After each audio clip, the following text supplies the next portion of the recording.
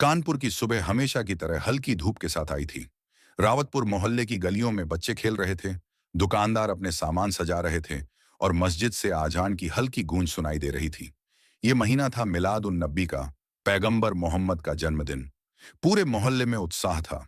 अली और उसकी दोस्त रफा, दोनों ही युवा मुस्लिम थे, आज अपने मोहल्ले की तैयारी में लगे थे। उन्होंने फैसला किया था कि इस साल मोहल्ले की मुख्य सड़क पर आई लव मोहम्मद लिखा बड़ा सा बैनर लगाया जाएगा। उनका कहना था, यह सिर्फ प्यार और सम्मान जताने का तरीका है, कुछ और नहीं।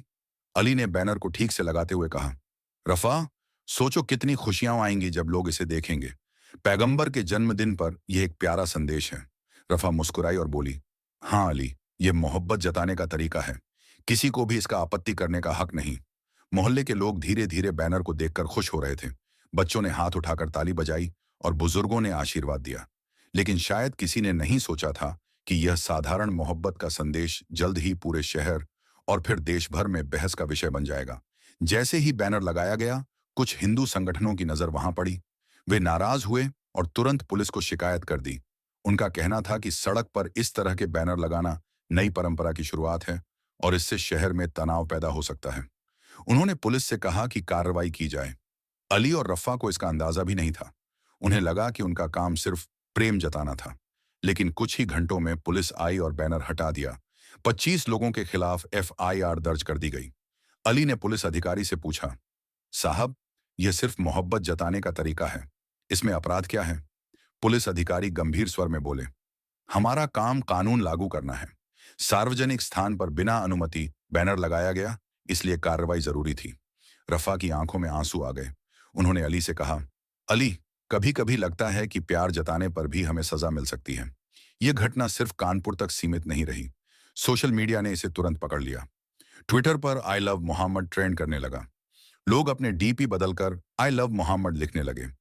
कानपुर का यह मामूली सा मोहल्ला अब राष्ट्रीय और अंतर्राष्ट्रीय स्तर पर चर्चा का विषय बन गया। जुमे की नमाज के बाद परभणी में मुस्लिम समुदाय के लोग हाथों में बैनर लेकर सड़क पर उतर आए। उन्होंने शांतिपूर्ण प्रदर्शन किया और कहा, अगर पैगंबर से मोहब्बत करना अपराध है तो हम इसे बार बार करेंगे। हैदराबाद की मस्जिदों के बाहर भी लोग एकजुट हुए। हजारों लोगों ने हाथों में आई लव मोहम्मद लिखा और नारे लगाए। कुछ लोग तो सीधे पुलिस को चुनौती दे रहे थे, अगर हमें गिरफ्तार करना है तो कर लो, हम तैयार हैं। पटना, गया, रांची, धनबाद, कोलकाता और मुर्शिदाबाद में भी प्रदर्शन हुए।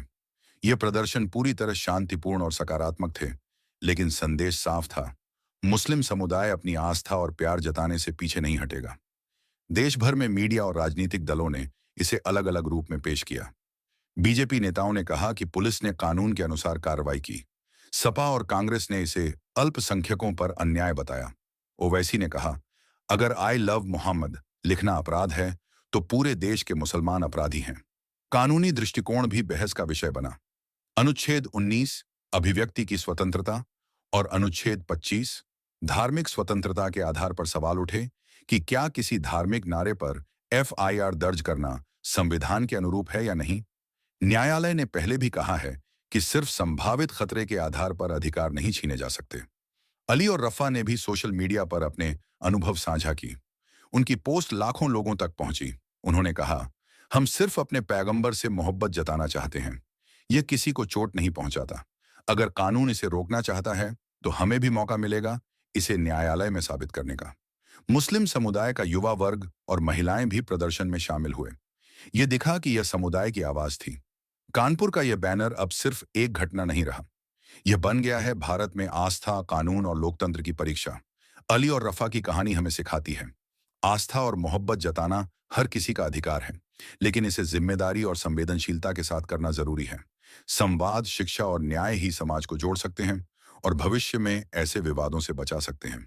आई लव मोहम्मद अब सिर्फ एक बैनर नहीं, बल्कि आस्था, प्रेम और स्वतंत्रता का प्रतीक बन गया। अगर यह वीडियो आपको भावनात्मक रूप से छू गई तो चैनल को सब्सक्राइब करें और हमारे साथ इस सफर में बने रहें।